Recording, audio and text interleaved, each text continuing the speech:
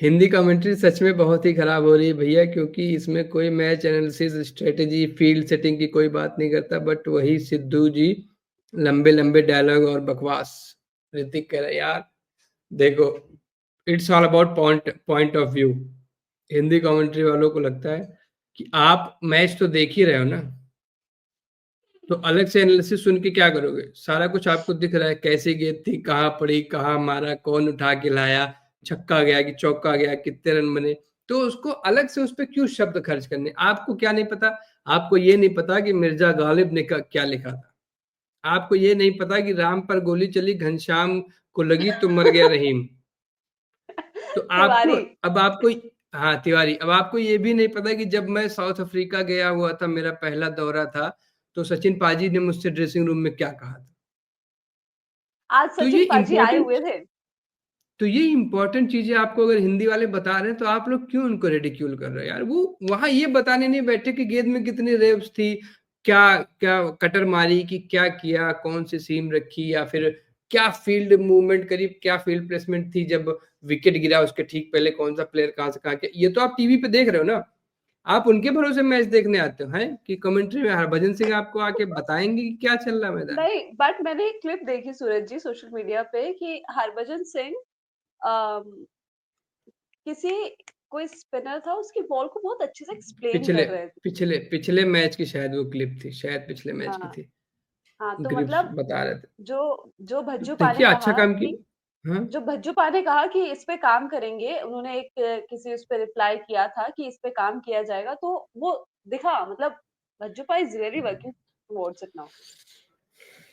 लेकिन यार देखो, मतलब ठीक है, ये सब अपने अनुभव शेयर करना भी, मतलब आप, मुझे नहीं पता आप लोगों में से कितने लोगों ने मास कॉम की पढ़ाई की है, लेकिन 2-3 दिन की क्लासेस बस इसी बारे में होती थी कि कोई आता था बूढ़ा आदमी, अपना अनुभव बताता कि जब मैं रिपोर्टर था तो मैंने ये खबर ब्रेक की और उसके बाद उसका ऐसा इम्पैक्ट हुआ।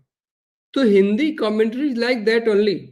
हिंदी कमेंट्री में आप मैच देख रहे हो, तो आपको मैं अलग से क्यों एजुकेट करूं कि पिछली गेंद से ठीक पहले बैकवर्ड पॉइंट को हटा के आगे लाया गया थोड़ा सा और डीप थर्ड भेजा गया, उसके बाद बाउंसर मारी गई जिससे थर्ड मैन पे कैच हो गया। नहीं, मैं नहीं, वो आपने देखा होगा।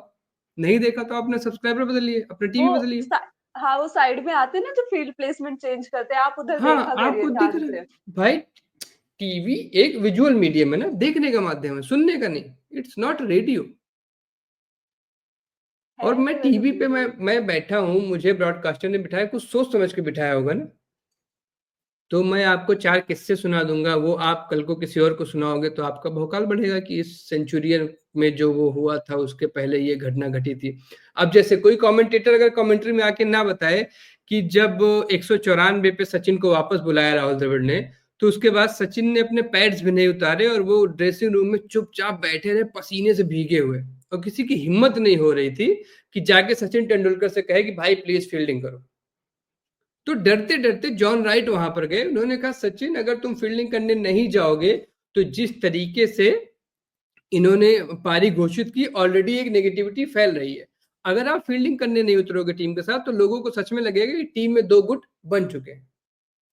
फिर सचिन तेंदुलकर किसी तरह से मतलब मना के भेजे गए फील्डिंग करने उस मैच में। तो ये ऐसी बात है, अगर कमेंटेटर आपको नहीं बताएगा, आप कहाँ पढ़ोगे ये सब? द्रविड़ ने ऐसा किया क्यों था? क्योंकि द्रविड़ ने उससे पहले 4 से 5 मैसेज भिजवाए थे भाई साहब को कि थोड़ा तेज खेल लो, डबल सेंचुरी कर लो, हम 5 ओवर में डिक्लेयर करने वाले हैं। लेकिन अब चूंकि जेनजी जो है उसने बस एक ही प्लेयर को देखा है सेंचुरी के लिए खेलते हुए। हम्म। जेनजी से पहले जो जी रही है, उन्होंने बहुत सारे प्लेयर्स को देखा है कि वो 90 के बाद लगता था कि ओडीआई में टेस्ट खेलने लगेंगे, या टेस्ट मैच चल रहा है तो विकेट उखाड़ के घर चले जाएंगे।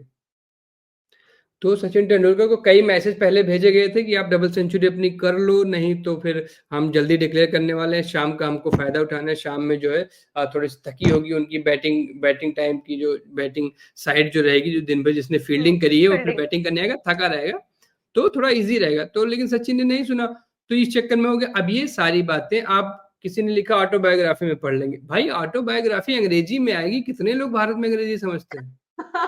एक हिंदी हिंदी अनुवाद भी आते हैं कमेंटेटर का, सूरज जी। हिंदी हिंदी अनुवाद इतने घटिया होते हैं, नाम मत लीजिए आप। अंग्रेजी किताबों का जो हिंदी अनुवाद होता है ना, 90% एकदम घटिया होता है। हाँ, तो अग्री। अगर कोई व्यक्ति अपना टाइम निकाल कर आपको वो किससे सुना रहा है, आपको वो बातें बता, 4 शायरियां आप एक्स्ट्रा सुन लेंगे, क्लासरूम में जाएंगे शायरी मारेंगे तो लोगों को लगेगा ना कि आपको साहित्य में रुचि है, भले आप विज्ञान पढ़ रहे हैं। तो आपका ओवरऑल कैरेक्टर डेवलपमेंट करने का काम हिंदी कमेंट्री कर रही। अब आप लोग उसके अगेंस्ट रोज ट्विटर पे लेके आ जाते हो ट्रेंड, कितना बुरा लगता होगा उन लोग। आप सोचो, घर से निकलने से पहले कितने सारे किस्से सोचते होंगे, आज ये वाला किस्सा बताऊंगा, अच्छा रोहित छक्का मार रहा है तो मैं बताऊंगा कि जब मैंने शोएब अख्तर को वो छक्का मारा था खींच के, जिसके बाद हमारी लड़ाई हो गई थी एशिया कप में, उसके पीछे की क्या कहानी। या सिद्धू पाजी नोट्स बनाते होंगे, 15 नई शायरियां आज लेके चलता हूँ जो मैंने किसी शो में नहीं मारी है। तो ये मेहनत का काम है। हिंदी कमेंट्री को आप लोग रेडिक्यूल करने से बचिए। और अब वापस लौट रहा हूं मैं मैच पे, क्योंकि बहुत हो गया यार, हिंदी कमेंट्री के अगेंस्ट में कुछ नहीं सुन सकता। The guys are doing absolutely better better better work. चलिए। प्रखर कह रहे हैं कि सूरज भैया आप ये सचिन का किस्सा सुना के भौकाल बना रहे हो, थैंक्स टू हिंदी कमेंट्री। बिल्कुल भाई, मैं सहमत हूँ। मैं कितना कुछ सीखता हूँ, मैं इसीलिए म्यूट पे रखता हूँ कि ज्यादा ना सीख जाऊं। आपको बुक्स पढ़ने का तो वैसे भी शौक नहीं है, तो आप अनम्यूट पे सुन लिया करिए। बुक्स पढ़ के मुझे नींद आती है और हिंदी कमेंट्री सुनकर रोना।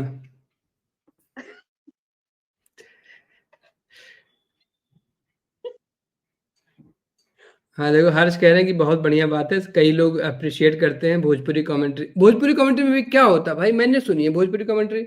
मार दी हल छक्का गिदवा गई आसमानी में। क्या सीखा आपने इससे? क्या नहीं, मतलब हिंदी कमेंट्री को रेडिक्यूल करते लोग। अब मैं सीरियस बात कर रहा हूँ, लेकिन पंजाबी हो गई, भोजपुरी हो गई, इन सब कमेंट्री में क्या सीखते हो आप? मार दहलस गई आसमानों पार, क्या सीखा आपने भाई इससे?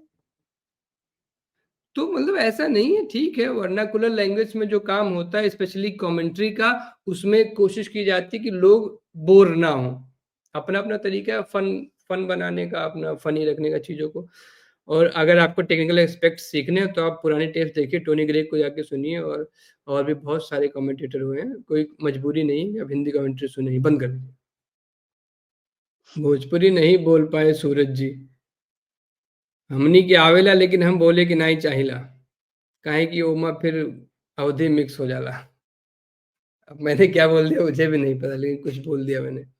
हाँ सूरज भाई, आप गलत हैं। हर भाषा में कमेंट्री इसलिए कराई जाती है कि अधिक से अधिक लोगों तक पहुंच आसान की जाए। हाँ, तो पहुंच ऐसे ही आसान होगी ना जब लोगों को इंटरेस्ट आएगा। अब अगर आप बता रहे हो दाहिने हाथ के मध्यम गति के तेज गेंदबाज भागते हुए आ रहे हैं और अंपायर के ठीक पहले से उन्होंने लगाई ऊंची छलांग, लैंड किया और ये यॉर्कर लेंथ स्टंप बिखर गए, कोई इंटरेस्ट नहीं है। अब आप उसमें बता रहे हो कि जो है एक रॉकेट की स्पीड से भागता हुआ आया और गेंद डाली, स्टंप टूट गए। और गुरु इसी बात पे एक शायरी सुनो, अपने आप मजा आ गया। तो भाई एक्शन तो दिख रहा है ना, मेरा बस एक ही लाइन है कि एक्शन तो आपको दिख रहा है ना आपकी टीवी पे, तो आप फिर कमेंट्री के लिए इतने चिंतित क्यों हो? म्यूट करके देखो मेरी तरह, मैं तो म्यूट पे रखता हूँ हमेशा टीवी, जो चीज दिख परमानेंट रही म्यूट। है उसी को अगर वो चीज रिपीट कर देंगे तो क्या मजा आएगा। फिर अब वही बात ना, पिक्चर आपने बिल्कुल सही पकड़ा, बिल्कुल सही पकड़ा आपने, कि अगर वैसी चीज को वो रिपीट कर देंगे तो क्या मजा आएगा बताइए। अब पिक्चर स्पीक्स 1000 वर्ड्स। हाँ, और वहां तो पूरा अब एक्शन चल रहा है, देखिए लाखों वर्ड्स बोले जा रहे हैं पर मिनट। लेकिन उसको समझाने का काम है ना, मतलब समझाने का काम करना चाहिए क्योंकि आप खेल चुके हैं पहले, आप बेहतर समझते हैं गेम को। आपको गेम समझना है गरिमा जी, आप सुबह 6 बजे उठिए, ग्राउंड में आइए, खेल के समझिए। उससे बेटर क्या समझा पाएगा आपको खेल? आप अगर सोच रहे हो कि टीवी पे देख के आप गुगली और फ्लिपर फेंकने लगेंगे तो नहीं होगा, उसके लिए भी आपको यूट्यूब जाना पड़ेगा, जो किसी ने वीडियो यार बना के रखा होगा। हाँ, तो यूट्यूब पे जाना पड़ता है ना देखने के लिए, समझने के लिए। तो जाइए ना, रियल टाइम मैच में सीख के कोई क्रिकेटर नहीं बनता, वो जमाना चला गया। अब टोनी ग्रेग अब नहीं आते कमेंट्री करने। कमेंटेटर होना, क्रिकेट एक्सपर्ट होना, एंकर होना, तीन अलग अलग बातें हैं। हिंदी कमेंट्री में तीनों मिक्स हैं, दैट्स वाई इस लेवल पे आ गई कमेंट्री। शुभम भाई, इतनी लॉजिकल बातें नहीं करनी होती हिंदी में, पहली चीज। हिंदी का मतलब है मजे लेना, जोक्स क्रैक करना, शायरियां मारना, किससे सुनाना। कमेंट्री का क्या है? आप लोग मैच देख रहे हो, इतने होशियार हो, खुद ही समझ जाओगे कि वो बैक ऑफ द लेंथ फेंकी थी या फिर फुल लेंथ डाली थी। सुधांशु करें, मैं सोचता हूँ कि हिंदी कमेंटेटर्स बाहर की नॉइज के बारे में सोचते भी नहीं है, वो बस वही करेंगे जो पहले करते आए थे, इतने क्रिटिसिज्म के बाद भी। तो यार लेकिन सुधांशु भाई देखो, हाँ। मैं एक मिनट में बोलूँ, मुझे बहुत मजा आ रहा है। तो जैसे हमारे क्रिकेटर्स कहते हैं ना, रोहित विराट सारे, कि हम बाहर की नॉइज को आवाज नहीं दे को पर ध्यान नहीं देते। तो ये हुँ, हमारे जो कमेंटेटर्स हैं हिंदी के, सारे फॉर्मर क्रिकेटर ही है ना।